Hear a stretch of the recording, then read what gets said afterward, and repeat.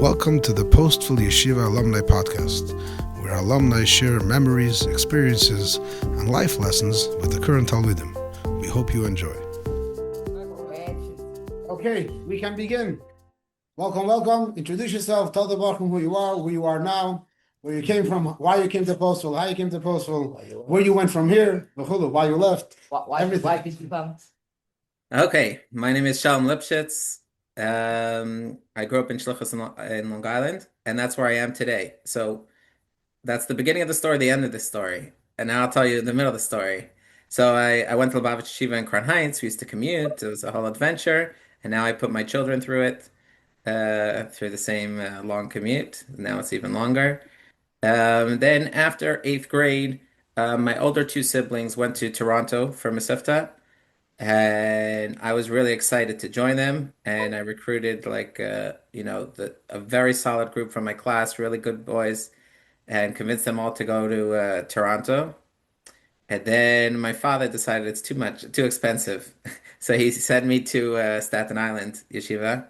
Staten Island is like a precursor to Rochester Yeshiva. Well, And Westchester Yeshiva. It's a precursor. It was in Staten Island. It was an adventurous year for me. It was a very hard year for me. Um, and then so after that year, I was like aiming, okay, I'm gonna get back to Toronto, and somehow I ended up in Postville instead. Now I have a twin brother, and he was the first registered student in Cincinnati Yeshiva. So we had our different tracks. He went to Cincinnati, and I went to Postville. And my 2 years in Postville were my golden years. I have a lot of fond memories of the most growth, and I just had a very positive recollection of those years. I felt very good about myself and how I was doing. So I was there What years were it? the year before the raid and the year after the raid. So those were my 2 years, Shir Beis Masifta, Shir Gimel Masifta. So maybe 2008 and 2009. I don't know the Yeah. I think just after your twins were born. I think that's when I came. Um, and then I went to New Haven. I went to New Haven for Zal for the first 2 years of New Haven Zal. It was a brand new Zal. Rabbi Kalmanson was starting a new Zal, and I started there. But the next summer, I came back to Postville for the first Yeshivas Kayetz Postville. So those are my Postville days. Now, my first day in Postville, I have strong memories about because I wasn't going. There wasn't anyone I knew except in the summer before I went to Yeshivas Kayetz in South Africa, and over there I met a boy, Schneier Persian. And he was going to Shagimel Masifta, and I was in Shabez Masifta. So that was like, okay. So otherwise, I didn't really know anyone going to yeshiva. And I remember I have a 6 o'clock flight, and so I have my alarm set for 4. So I'm gonna wake up, and we're gonna drive to the airport. I overslept the alarm. I remember waking up my father like an hour before the flight. We have to now drive all the ways to the airport and check in. But we were able, in those days, I don't know, we made it to the airport, Ness. Um, but then there was a stopover, and maybe in Chicago, and then the Dubuque. I don't know, is that still around, Dubuque? Today they go just straight to Chicago. We drive from Chicago. Oh wow. Okay. So in my days there's a Northwest, maybe the airline. I don't remember what the airline was Southwest. for. South Southwest. No, Northwest. There was another airline or Northeast. There was some other airline that existed at that time. It was eventually emerged with American. We landed there and my luggage didn't arrive, but I arrived. And we had the 4 hour drive down to Yeshiva.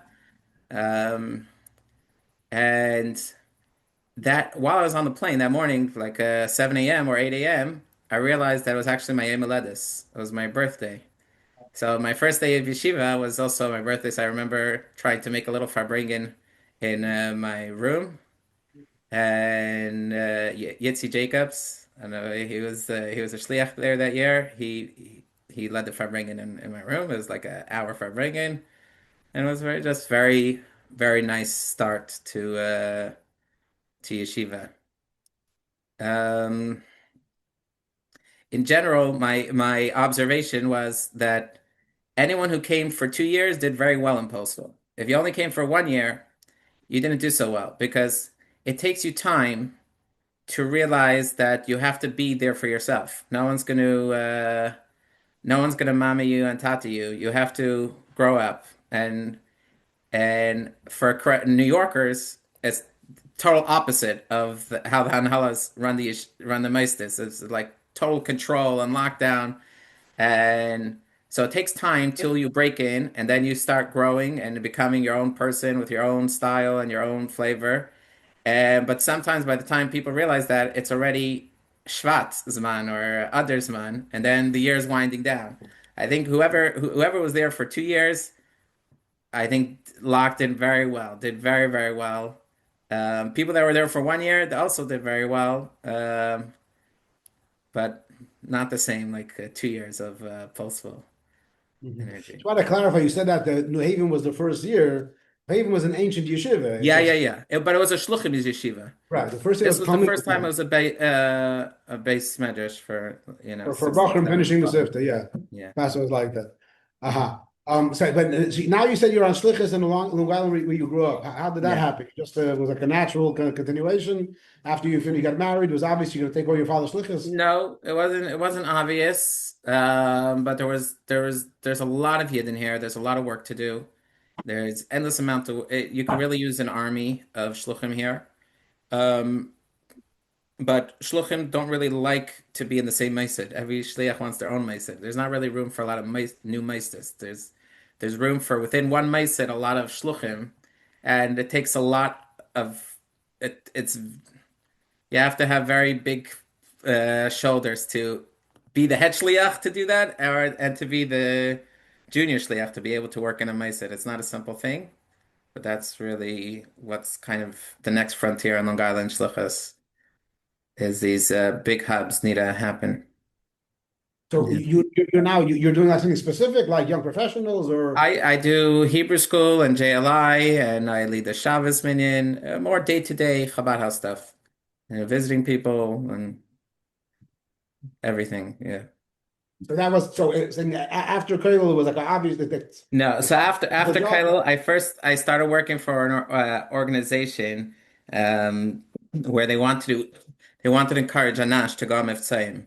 It was called Lamternchik. It was a program that existed for 2, 3 years, and I was the administrator of that program.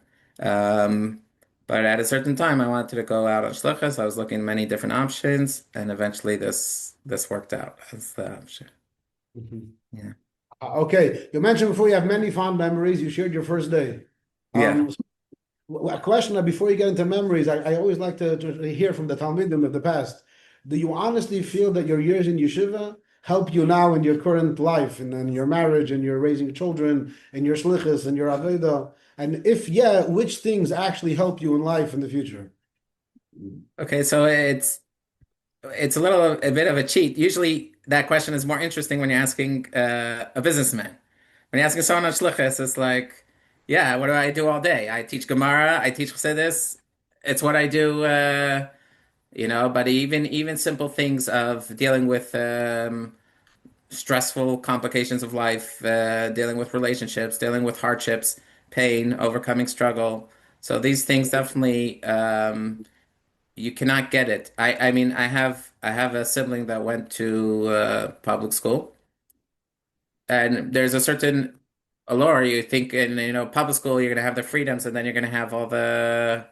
But people that actually go through public school realize it's not all it's not all it's made out to be, and people are and they don't know what they're there for.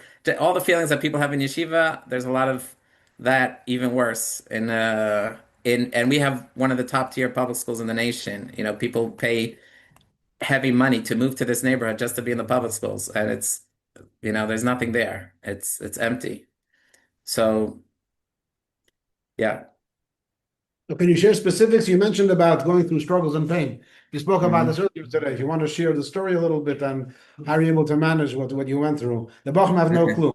Okay. So, um, about my seventh daughter passed away when she was 3 months old.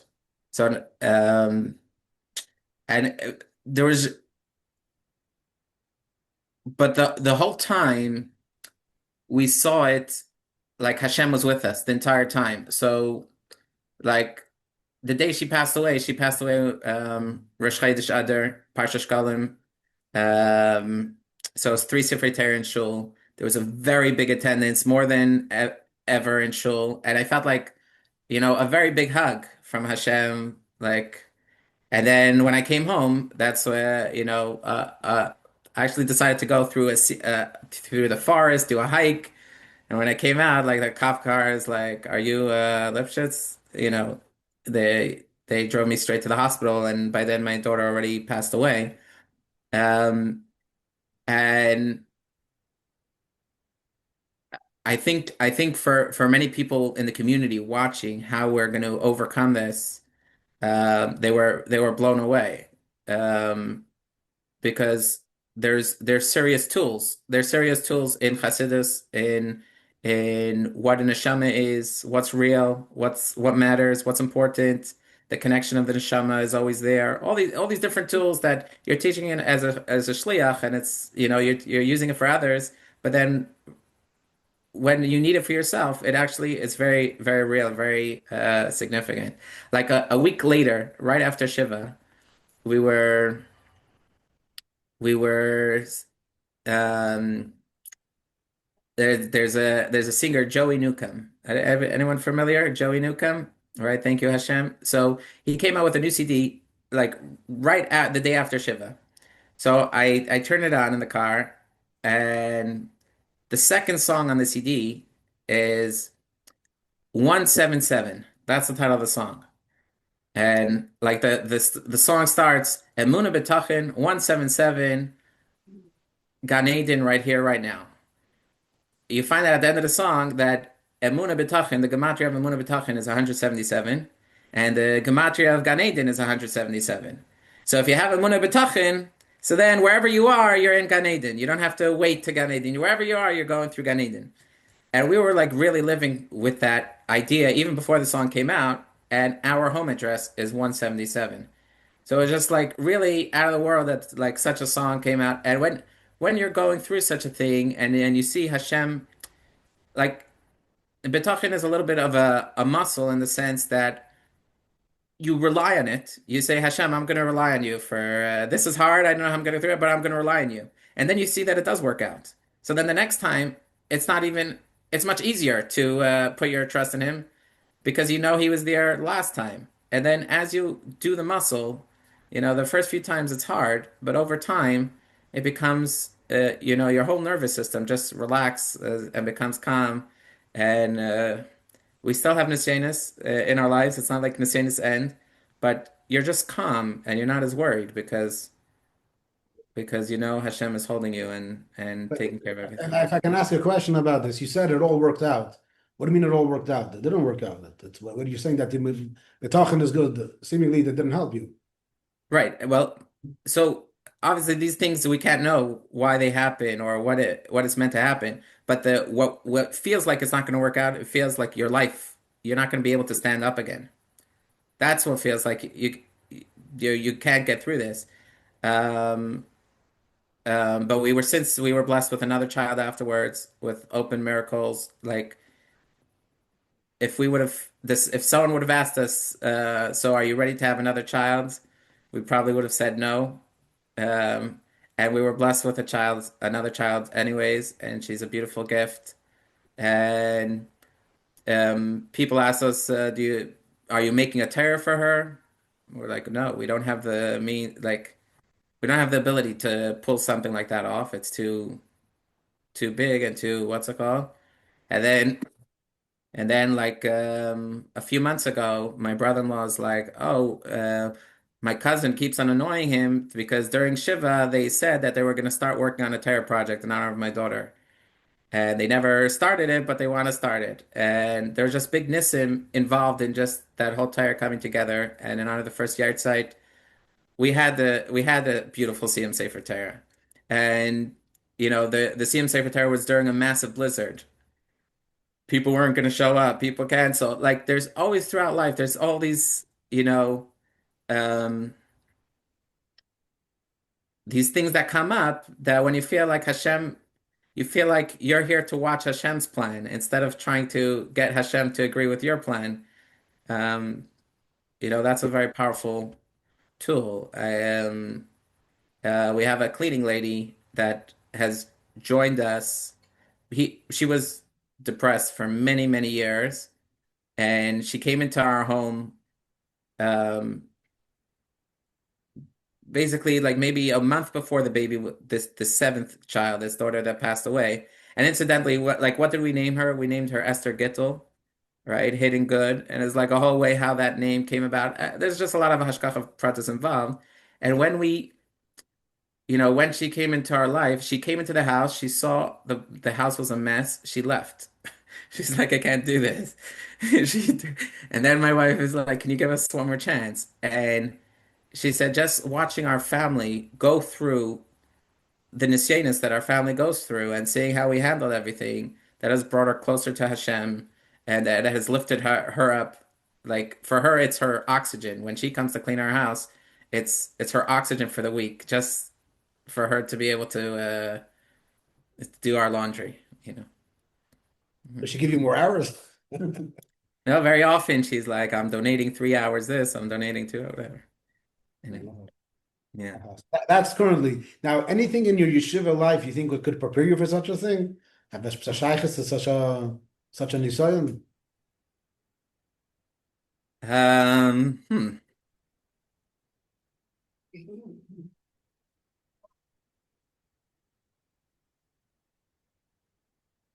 I think there's certain things that until you make it real, it's not real. It's just an idea.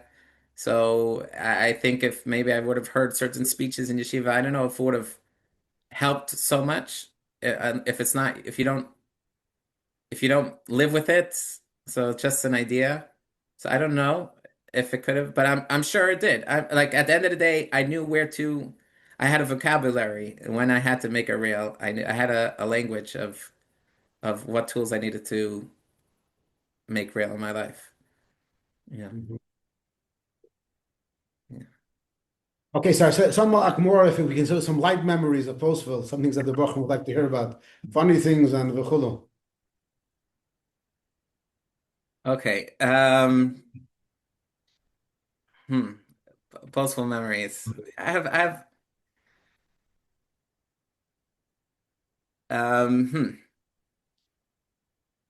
anything specific? Any maybe a prompt? Because there's so many directions. It's 2 years of my life. What? Wherever you want to go, the Bachman are always interested to Yeah. hear. They like to ask what's the worst things that the Bachman did in your times, the Mm. worst, most craziest Okay, things. here's a funny memory I have.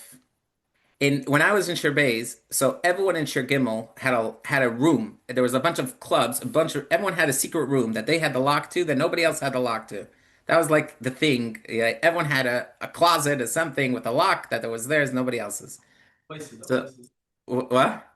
A Meisid, everyone had their own Meisid. Everyone had their mace or whatever. This So was a show building, the Shtang the Bachman, not in this building. Now we're in a new yeah, yeah, building. yeah. A Yeah. show building in the attic and the downstairs and the sides, hmm whatever. Higher, So whatever. so I the roommate my first year was Shneur Zalman Fine. And we were determined we're gonna get the key to the Shirgimel locker room that they had. We're gonna get the key. So I just remember how we basically went to the mikveh. Oh, one of the Bachram had the key on their bendel, and I snuck the key, and then he ran to the Trio hardware. He made a copy, and we had to plant it back. It was like a whole excitement about getting the key, and we got the key, and they didn't know that we had the key, and we had the key for the rest of the year. That was like these little or another time, I think I don't remember why the Bachram were upset at the chef. He was coming late for a few weeks, and so lunch was coming late, but Seder still started on time.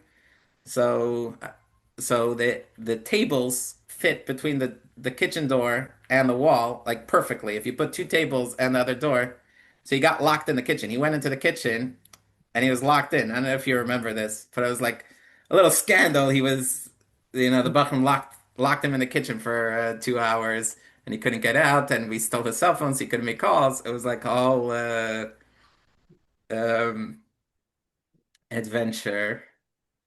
Another memory I have, I don't remember if this was the first year or the second year. I think it was the sec.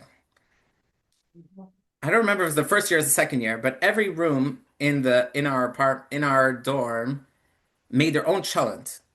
And there was like a challenge competition.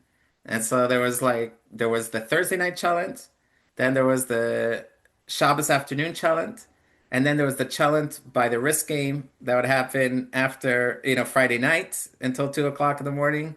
And then there was the and then there was the Moroccan challenge with the rice, that was for Shabbos afternoon. There was just a lot of challenge happening.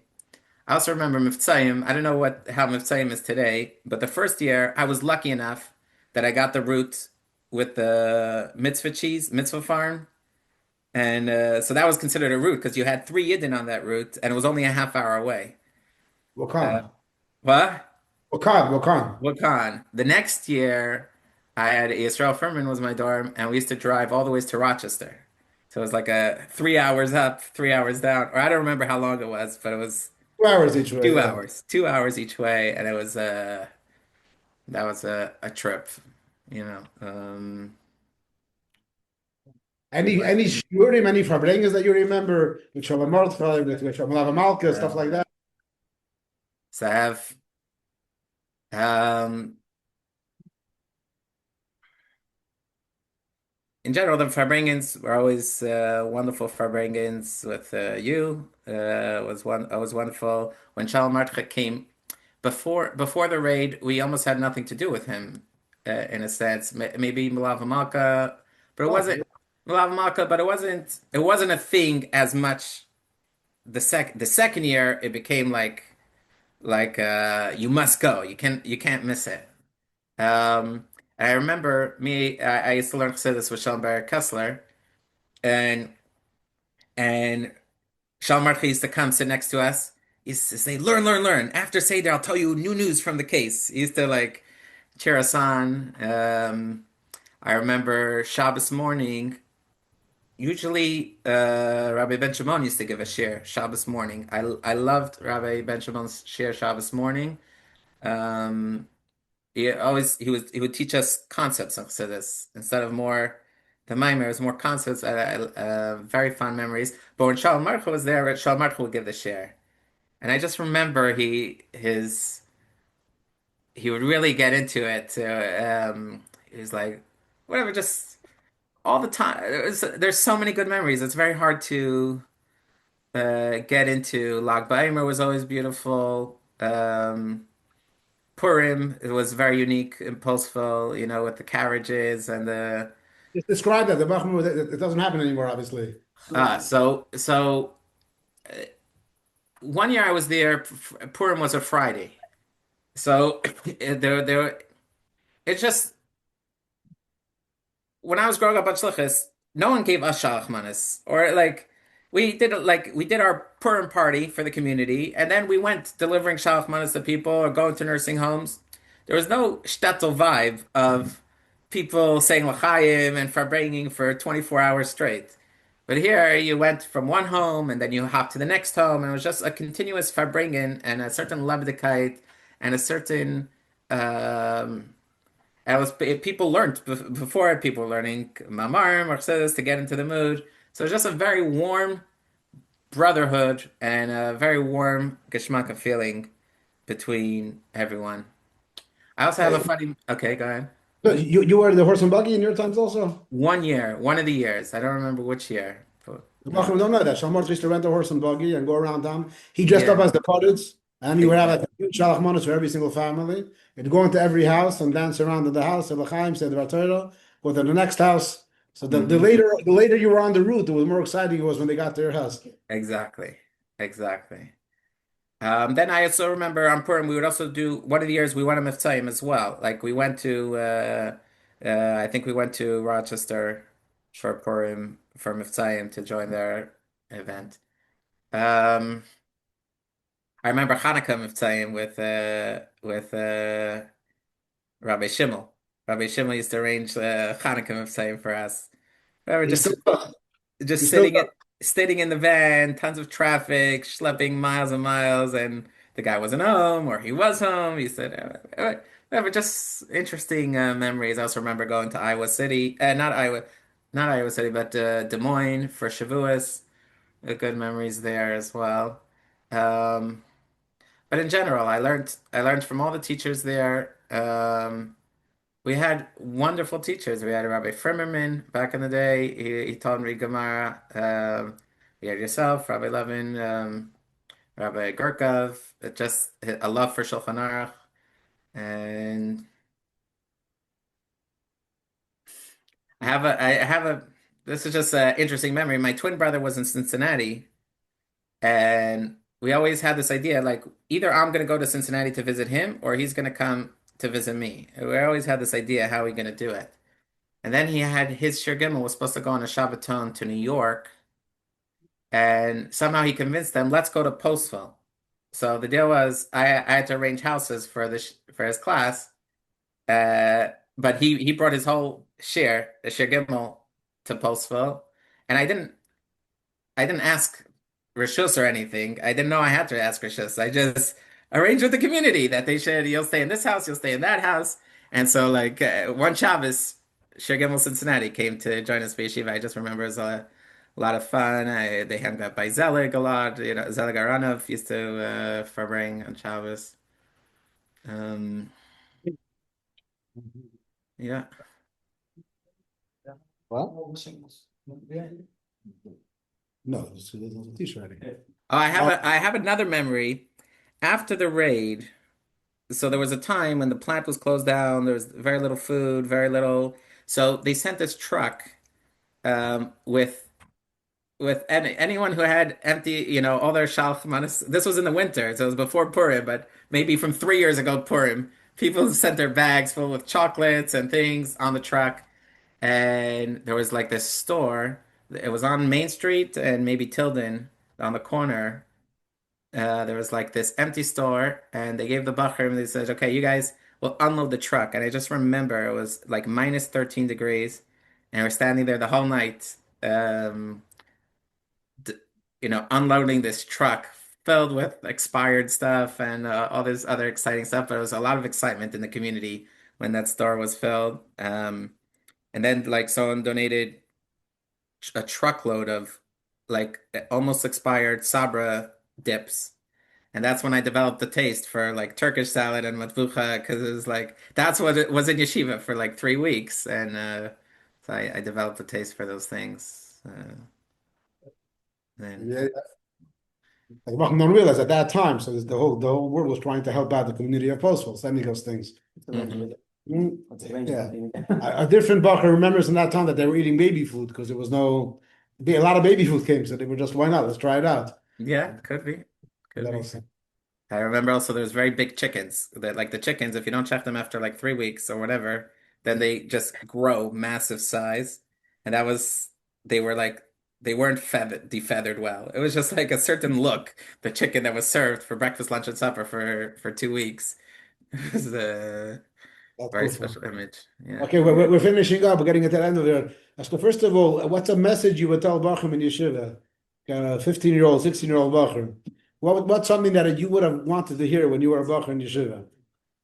I don't think it would have helped, honestly. Like honestly, everyone is on their, you know, their path, and unless they feel it's beneficial to them, like it's real, it's gonna actually help them, they don't take it seriously. And usually they don't think it's, you know, everyone thinks they have it figured out and they know what they're doing. They're already 14 years old, 15 years old. They're not little kids anymore.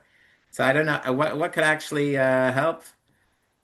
Um, So my job is always to. I would Well, say something to remember is that you don't have to be anybody else. You just have to be exactly true to who you are, and even if everyone expects you to be a certain way, you don't have to be a certain way. You just be true to who you are. Hashem has a plan for you, why He needs you the way you are, and just remember that just like Hashem doesn't need any purpose why He exists, He exists for no reason.